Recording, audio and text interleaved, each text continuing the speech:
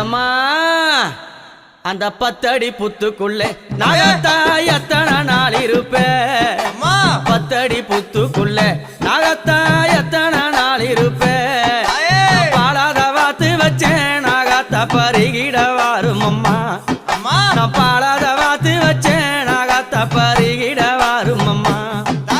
10 அடி புத்துக்குள்ளே நாகத்தா எத்தனை நாள் இருப்பேன் 10 அடி புத்துக்குள்ளே நாகத்தா எத்தனை நாள் இருப்பேன்